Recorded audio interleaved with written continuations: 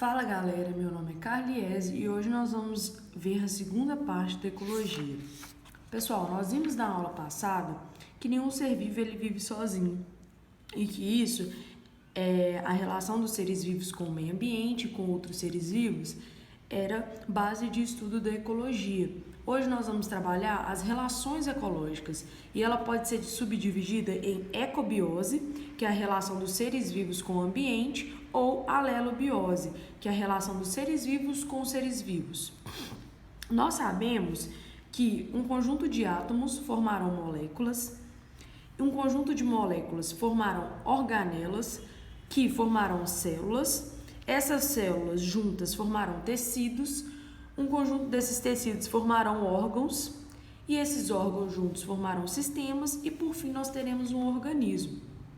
Esse organismo, ele irá pertencer ao que nós chamamos de reficofage. O que é isso? É um reino, um filo, uma classe, uma ordem, uma família, um gênero e uma espécie. Cada organismo irá se encaixar dentro dessa sigla aqui. Além de pertencer a um reino, um filo, uma classe, uma ordem, uma família, um gênero, uma espécie, a gente vai ter outras nomeações. Nós sabemos que um conjunto de indivíduos da mesma espécie, ou seja, indivíduos capazes de se intercruzarem e gerarem um descendente fértil, formarão uma população. E um conjunto de diferentes populações irá formar uma comunidade. Nós temos que ter em mente também que a comunidade é um conjunto de seres vivos de diferentes populações, mas quando a gente junta fatores bióticos vivos e abióticos não vivos, como temperatura, água, solo, nós estamos falando de ecossistema. Então, o ecossistema vai ser um conjunto de fatores bióticos e abióticos. Já quando a gente fala de todos os biociclos, que nós vamos ver logo à frente, estamos falando de biosfera. Então, nós temos que ter em mente que ecossistema é diferente de biosfera. Bom, gente, a biosfera, como eu falei anteriormente, ela vai ser formada por biociclos. E existem 3 biociclos: o talassociclo, que é os ambientes de água salgada, o liminociclo, que é o ambiente de água doce, o epinociclo, que é o ambiente terrestre.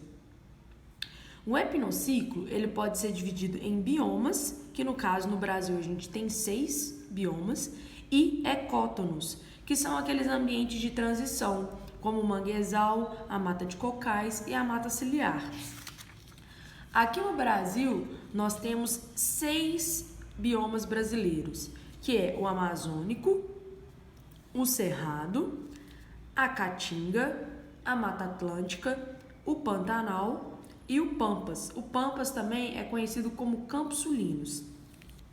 Outra coisa importante também que nós precisamos saber é o conceito de hábitat e nicho ecológico. O hábitat é o local onde que a espécie vai ser encontrada, como se fosse o endereço dela. Já o nicho ecológico é a função que ela desempenha naquele ambiente, é, entre aspas, como se fosse o trabalho dela, é o que ela faz naquele local. Pessoal, agora sabendo desses conceitos que nós falamos, que é um organismo, que é um conjunto lá de átomos, moléculas, até chegar no organismo. E esse organismo vai pertencer a um reino, filo, classe, ordem, família, gênero, espécie, e que essa espécie, que são seres capazes de se intercruzarem e gerarem um descendente fértil, vai formar uma população. E um conjunto dessas populações de organismos vivos irão formar uma comunidade. E quando a gente está falando de organismos não vivos e vivos, nós estamos falando de ecossistemas. E quando falamos dos biociclos, falamos de biosfera, nós podemos entrar nessa parte das relações. As relações, elas podem ser subdivididas em relações intraespecíficas e interespecíficas. As intraespecíficas são da mesma espécie, já as interespecíficas são de espécies diferentes. Todas as duas vão ter relações harmônicas, com um sinalzinho de mais, ou desarmônica, que é com sinalzinho de menos. Relações intraespecíficas harmônicas, nós podemos observar a colônia. O que é a colônia? A colônia vai ser um conjunto de organismos que vão estar ligados fisicamente. A gente pode observar isso com os corais. Os corais, eles estabelecem uma relação harmônica. Já em sociedade, os organismos vão se organizar em grandes grupos, só que a gente vai poder observar uma hierarquia, uma divisão de trabalho. E isso a gente pode observar com as abelhas, com as formigas, com os cupins, que a gente tem lá soldado, rainha, né? Uma divisão de trabalho, uma hierarquia. Já quando falamos de relações desarmônicas entre mesmas espécies, a gente vai poder perceber a competição.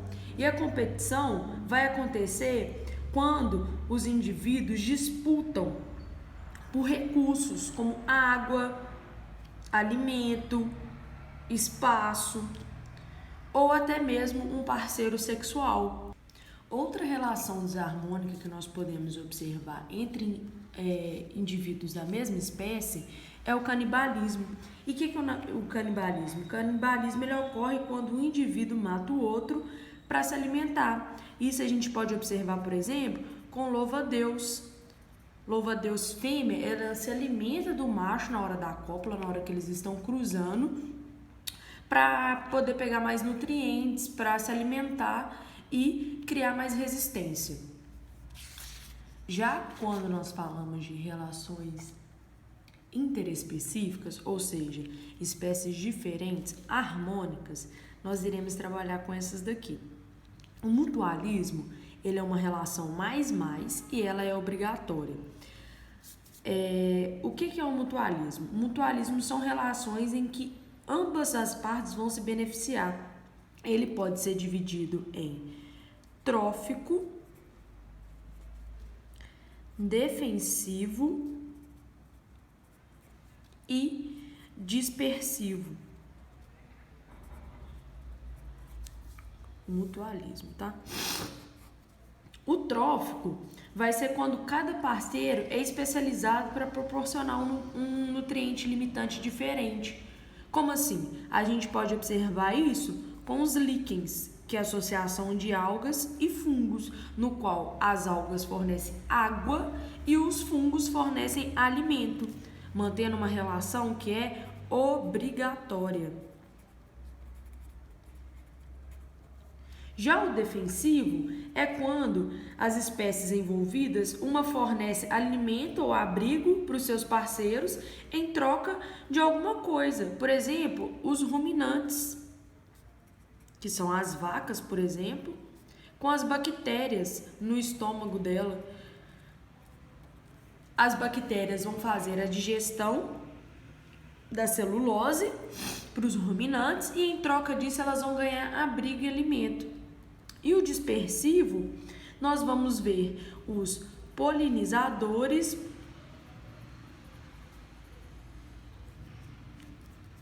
como também os dispersores, que são animais que comem sementes, por exemplo, morcego, e eles defecam essas sementes em algum ambiente. Além disso, nós temos que saber que o mutualismo, ele não é sinônimo de simbiose, que vocês talvez podem encontrar isso em algum lugar. A simbiose, ela se refere a qualquer associação permanente entre indivíduos de espécies diferentes e ela vai ocorrer afetando o metabolismo deles, seja positivamente ou negativamente. Ou seja, parasitismo, mutualismo e comensalismo serão exemplos de simbiose. O inquilinismo é quando um indivíduo geralmente obtém proteção ao se associar a outro indivíduo, mas ele não vai causar nem prejuízo nem benefício, ou seja, vai ser uma relação mais zero, que para o outro é indiferente. A gente pode observar isso com orquídeas e árvores, por exemplo, e a gente chama isso de epifitismo. Porque a orquídea ela vai se associar a uma árvore, por exemplo, para estar pegando luz. E para a árvore que vai estar abrigando ela, vai ser uma relação que vai ser indiferente. Para ela não vai fazer diferença nenhuma a orquídea estar ali ou não. O comensalismo também é uma relação mais zero. Nessa relação, a gente pode observar, por exemplo, peixes junto associados a tubarões. A gente chama de peixes pilotos, que são os peixes que vão aproveitar dos alimentos que os tubarões estão captando. Então, a gente pode colocar aqui o exemplo de tubarão e peixe piloto. Já na protocooperação, a gente vai observar uma relação em que os dois são beneficiados. Nessa relação aqui, a gente tem um exemplo do jacaré com o pássaro palito. A diferença entre mutualismo e protocooperação é que o mutualismo é uma relação obrigatória. Já a protocooperação, ela não é obrigatória. Nesse caso aqui, o jacaré, ele vai ganhar uma limpeza nos dentes ali, enquanto o pássaro, ele vai aproveitar e vai se alimentar. Quando falamos de relações interespecíficas desarmônicas, nós podemos citar, por exemplo, o amensalismo. E o que é o amensalismo? É uma modalidade de relação em que uma espécie vai inibir o crescimento da outra. E ela vai inibir sem ser beneficiada. A gente pode observar isso, por exemplo, com as marés vermelhas, que são quando algas dinofícias se proliferam muito e liberam toxinas. Essas toxinas vão ser prejudiciais para crustáceos, moluscos e peixes. A gente também pode observar com fungos que produz penicilina, que é um antibiótico que vai inibir o crescimento de bactérias. Nós podemos observar também a predação. A predação é uma relação mais-menos, em que nela nós podemos observar uma presa que vai ser comida pelo predador. Nesse exemplo, nós temos vários, né? Por exemplo, uma onça, um veado, um peixe maior e um peixe menor, dentre outros exemplos que nós vemos na natureza.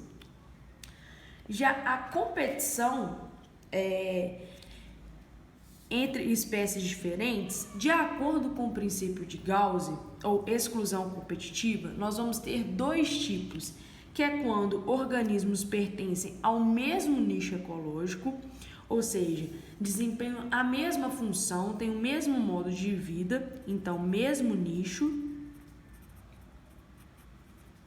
em um mesmo hábitat, e quando isso acontece, ela vai ser mais intensa e vai impedir a existência de duas espécies no mesmo ambiente. Já quando são nichos diferentes, a competição ela não vai ser tão abrupta, ela não vai ser tão severa, então vai permitir que as duas espécies vivam naquele mesmo hábitat. Tranquilo? Isso foi feito, esse experimento foi feito por Gauss e ele fez com protozoários em meios de cultura. E aí ele pôde perceber que protozoários que viviam no mesmo, que tinham o mesmo nicho, que viviam no mesmo hábitat, e um acabava sendo prejudicado até a extinção de determinado grupo. Já quando eles viviam no mesmo hábitat, mas em nichos diferentes, era possível perceber a existência de um ainda. E isso foi observado no meio de cultura quando um protozoário vivia na superfície e o outro vivia no fundo do tubo. Nós ainda temos o parasitismo. O parasitismo vai ser uma relação mais-menos e ela ocorre quando uma espécie, o parasita, ele se alimenta de parte do organismo do hospedeiro. Nós temos o ectoparasita, e o endoparasita. A gente precisa lembrar que no parasitismo, o parasita, ele não tem a intenção de matar o hospedeiro, como ocorre na predação. A intenção dele é somente consumir parte dos nutrientes que o hospedeiro tem. O ectoparasita, nós temos como exemplo carrapatos, pulgas, piolhos, porque eles estão vivendo fora do corpo do hospedeiro. Já o endoparasita, dentro. Então, nós temos como exemplo vermes, micro-organismos, entre outros. Todos aqueles que estiverem dentro do corpo do hospedeiro. Tranquilo? Pessoal, esses foram os conteúdos que nós vamos trabalhar hoje. É bem tranquilo, é muito legal. Se vocês conseguirem pegar os exemplos para lembrar das relações, fica muito mais fácil. Façam exercícios, estudem e qualquer coisa estou aqui para tirar dúvidas, tranquilo? Bom, até a próxima e bons estudos!